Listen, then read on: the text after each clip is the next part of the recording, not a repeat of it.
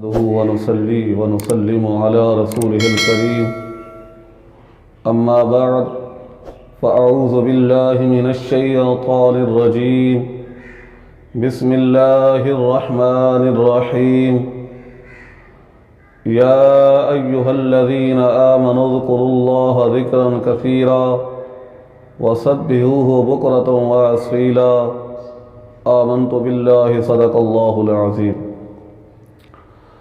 عزیزان گرامی، اللہ رب العزت کا بڑا احسان، پاک رب نے ہم سب کو آج ایک عظیم و شان محفل کے اندر آنے کی سعادت نصیب فرمائی۔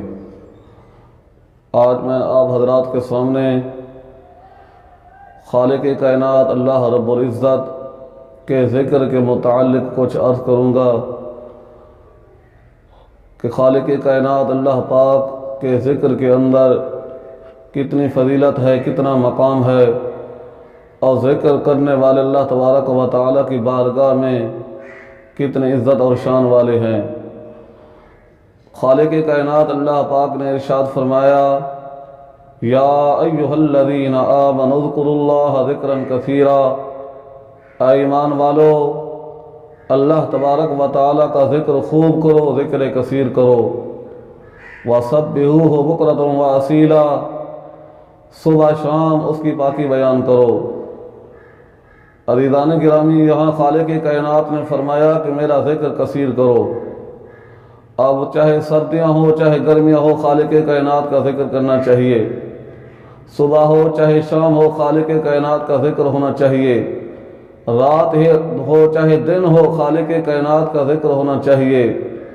چاہے انسان مقیم ہو چاہے مسافر ہو، خالق کائنات کا ذکر کرنا چاہیے۔ اگر انسان تندرست ہو چاہے بیمار ہو، ہر وقت خالق کائنات کا ذکر ہونا چاہیے۔ انسان چاہے جنگل کے اندر ہو چاہے سمندر کا سفر ہو، ہمیشہ اسے خالق کائنات کا ذکر کرنا چاہیے۔ اس لیے خالق کائنات نے فرمایا ذکراً کثیرا، جتنا ہو سکے میرا ذکر کثیر کرو۔ عزیزان گرامی، حدیث پاک کے اندر آتا ہے، جو انسان یہ چاہتا ہے کہ مجھے روئے زمین پر جتنی مخلوق ہے اس کی تعداد کے برابر اللہ تبارک و تعالی ذکر کا ثواب عطا فرمائے، یا کائنات کے اندر جتنی خدا کی مخلوق ہے ذی روح، جن کے اندر خالق کائنات نے جان رکھی ہے، ان کی تعداد کے برابر اللہ تعالی مجھے ذکر کا ثواب عطا فرمائے، تو پیارے آقا مدینے والے سرکار نے ارشاد فرمایا، جو میرا امتی صرف یہ کہے سبحان اللہ عدد خلقہ، اس کا ذکر کرے گا، اللہ تبارک و تعالی کائنات کی روئے زمین پر جتنی مخلوق ہے، چاہے انسان ہیں چاہے جنات ہیں چاہے چونٹیاں ہیں چاہے سمندر کے اندر جتنی مخلوق رہنے والی ہے، اللہ تعالیٰ ان کی تعداد کے برابر ذکر کا ثواب عطا فرمائے گا۔ تو میرے پیارے دوستو، جتنا ہو سکے اپنے زبان کو سبحان اللہ عدد خلقہ کے ساتھ تر کیا کریں۔ یہ کوئی لمبے الفاظ بھی نہیں، مشکل بھی نہیں، سبحان اللہ عدد خلقہ۔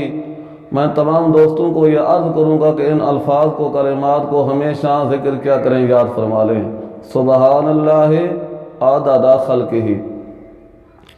اور ایک حدیث پاک کے اندر آتا ہے، آپ علیہ الصلوۃ والسلام نے ارشاد فرمایا، کلمتان خفیفتان ثقیلتان فی المیزان حبیبتان الی الرحمن سبحان اللہ العظیم سبحان اللہ وبحمدہ۔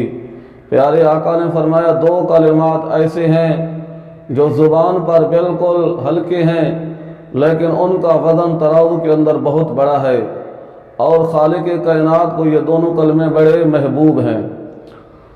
سرکار نے فرمایا وہ کلمات یہ ہیں، سبحان اللہ وبحمدہ سبحان اللہ العظیم۔